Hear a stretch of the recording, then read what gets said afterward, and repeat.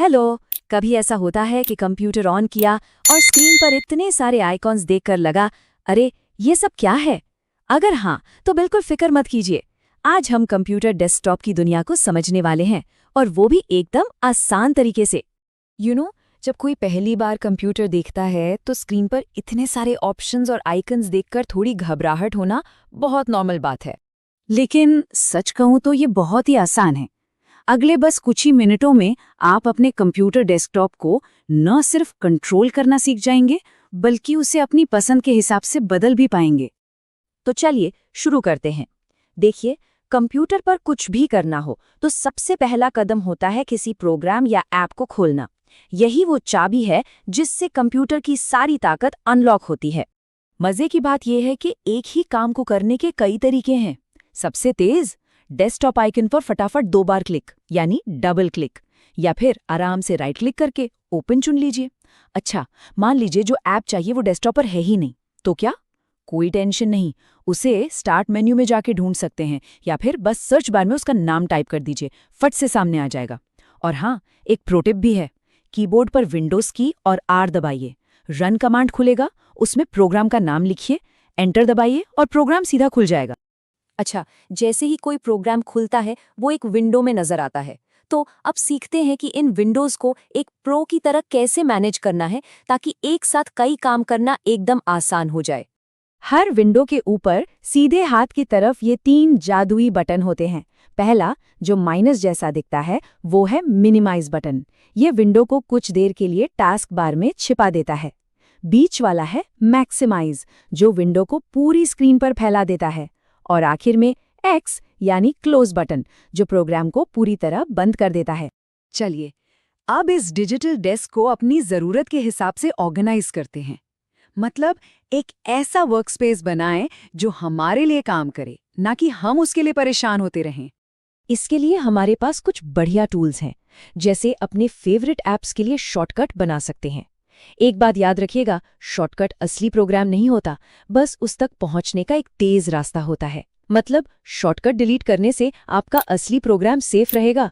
फाइलों को एक जगह रखने के लिए नए फोल्डर्स भी बना सकते हैं। और अगर आइकन्स ज्यादा छोटे या बड़े लग रहे हों तो राइट क्लिक करके उनका साइज भी बदल सकते हैं। अच्छा, अब एक बहुत ही कॉमन सवाल आता है जो लगभग हर किसी के मन में होता है। हमने देखा भी होगा लोगों को बार बार रिफ्रेश करते हुए। तो क्या सच में ऐसा करने से कंप्यूटर तेज चलता है? तो इसका सीधा सा जवाब है नहीं। ये एक बहुत बड़ा मिथ है, एक गलत फहमी है। असल में रिफ्रेश करने से होता बस ये है कि आपकी स्क्रीन पर जो भी आइकन्स या फाइल्स हैं वो अपडेट हो जाते हैं। बस, इससे कंप्यूटर की स्पीड या परफॉर्मेंस पर जरा सा भी फर्क नहीं पड़ता। अब जरा स्क्रीन के सबसे निचले हिस्से पर आते हैं, जिसे टास्क बार कहते हैं। ये सिर्फ एक पट्टी नहीं है, समझिए कि ये आपका पर्सनल कमांड सेंटर है, जहां से बहुत कुछ कंट्रोल हो सकता है। इसे अपनी एक क्विक एक्सेस टूल बेल्ट की तरह समझिए। जिन ऐप्स को सबसे ज्यादा इस्तेमाल करते हैं उन्हें यहाँ पिन कर सकते हैं। फायदा, वो हमेशा एक क्लिक की दूरी पर रहेंगे, उन्हें बार बार ढूंढना नहीं पड़ेगा। और आप इसे अपने हिसाब से कितना बदल सकते हैं, ये भी कमाल है।